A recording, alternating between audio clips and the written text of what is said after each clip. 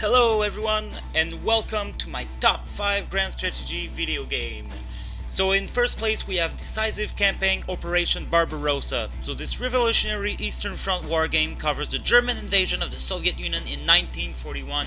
It blends the latest evolution of the Decisive Campaign hex and counter engine with deep narrative, RPG style people management and in-depth semi-randomized decision system. So not only do you have the hardcore wargame aspect, but you also have a ton of fun role-playing General Franz Halder and having to deal with all type of people, ranging from Hitler to logistic officers. You will need to deal with transportation, logistic, horses, trucks, trains, decide which route to take, and a whole bunch of other stuff. I'm not too sure who you are role-playing as the Soviets because I usually don't play them, but as a German leader you need to worry about Hitler and his sometimes questionable demands. And as a Soviet, you need to worry about Stalin's questionable judgment. Is he going to take you for a spy? Is he being paranoid about you? Will he purge you? Either way, you are in charge of the invasion of the Soviet Union or defending in the Great Patriotic War. The choice is yours. And choices you will have plenty to make. Alternatively, you can choose to opt out and just play like a regular war game, which is always a nice option to have. And I choose this game as number 1 because it has so much fun to offer. A lot of choices to be made, it's captivating, the art is nice to look at, there are tons of statistics to read and information to get while playing. And so I give this game a 9 out of 10.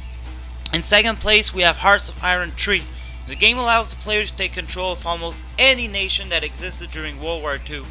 A variety of decisions regarding the armed force, production, research, diplomacy, politics, espionage, and they are the main focus of the game. So you have the duty of controlling your armies from general to brigades and making sure they receive supplies. You can also paint out invasion plan to help you out during your operation against the enemy. And you will also have to keep the weapons flowing, so building new aircraft, tanks, and anything your soldiers will need to fight the enemy. Don't forget to keep your resources on the go because you won't be able to build anything without those. You can also choose to take control of the research institute and decide what strategy to adopt. What you should upgrade on your vehicle, what type of tanks do you want to research, and all kinds of top secret stuff. Don't forget your relation with other countries and try to bend them to your favor or create civil disorder and even rebellions. You can send spies to do that job and you will need to check on enemy spies trying to take information from your country. So a lot of information is available and a lot of pop-up decision sheet will appear giving you information on current events or choices you can make. You can check on Unix information such as the speed of said units, and you can merge different brigades to try to come up with the most efficient brigades. So what I love from the game is the way you fight war. Position every single unit where you want them to be and where you want them to go and let them fight the battle. So I give Hearts of Iron an 8 out of 10. Next on our list is Grigsby War in the East. War in the East is a massive grand strategy game that allows you to control every aspect of the Eastern Front. It is a classic turn-based X-War game. It is basically the most badass of badasses in terms of computer war game and is a very hard game to master. This is basically General Simulator.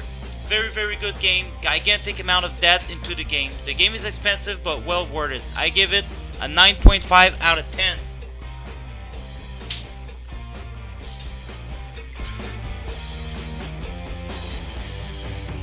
There's a big scope of the game if you can see it on the screen. Alright, so next on my list is Crusader King 2. The game is extremely fun to play. It's very serious and funny at almost the same time. Of course, you'll think it's funny that your character becomes a devil worshipper, but you will quickly become very serious about it as the Pope sends everyone to attack your kingdom. Alright. So you can play as various leaders of the time. It is set from early middle age to high middle age. You choose whoever you want to play as and then forge your dynasty. As long as your dynasty is alive, you won't lose. You can lose your kingdom, your cities, you can lose everything and still play the game. But if you die and you don't have any heir to your dynasty, then you lose the game. Alright, scheme your way to greatness. You can wage war or you can, make some plans and politically capture stuff. So it gets complicated as every single character in this game has ambition of its own. It's basically a medieval RPG on a grand scale. You can imprison your wife if you want, murder children, conquer the whole world. You can try to be rich or be a renowned saint. You can try to be powerful or powerless. You can live out a pretty simple life in your little town or live the high life in your castle. This game takes some time to learn, but is worth the time taken. I love the songs in it, the art is great, the game is ever expanding, so instead of creating a third and fourth installment, they just produced DLC that drastically changed the game. Recruit mercenaries, go on a quest to better yourself, gain prestige for your dynasty, fight the Black Death, become a merchant. The possibilities aren't endless, but are great. And also, you need DLCs to get these stuff, but it's not that much. It's about $150 for the whole game. And I give this game about 7.5 out of 10. So, last but not the least, we will have in my top 5 position SuperPower 2. So, it is a global geopolitical simulation game which allows you to control entire countries.